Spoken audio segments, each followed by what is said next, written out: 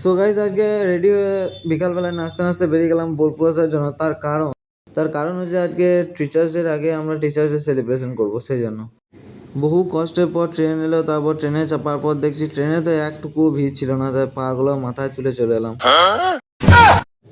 এই তো বোলপুর চলেছে। ও কাকা তাড়াতাড়ি ওঠো, অত সময় নয়। এটা হচ্ছে আমাদের স্যারের বাড়ি, এখানে সেলিব্রেশনটা হবে। আমরা চলে এসেছি, বাট এখনও দুজন আসতে বাকি আছে, সেই জন্য আমরা এখন বসে আছি। এদের এই ফুলটা স্যারকে দেওয়া হবে, সেই জন্য আনা হয়েছে। ওই যে আমাদের স্যার নেমে আসছে। ও স্যার কি লাগছে! স্যারকে মালাটা পরা রে। আবে তুই মালা এনেছিস তাই বলে রজনীগন্ধা মালা, অন্য কোনো মালা আনতে পারলি না? ছি প্রভু। এবার শুরু হবে কেক কাটিং। কারো চোখ ভালো, কারো মুখ ভালো, কারো ফিগারে ইশারায় এ জওয়ানি চায় ফুল। তাই বলে ভাই তুই ডায়েট আমাকে প্রপোজ করে দিবি, এটা মানা গেল। বাকি পার্টগুলো পরের দিন দেখানো হবে, কারণ একটা ভিডিওতে এত দেখানো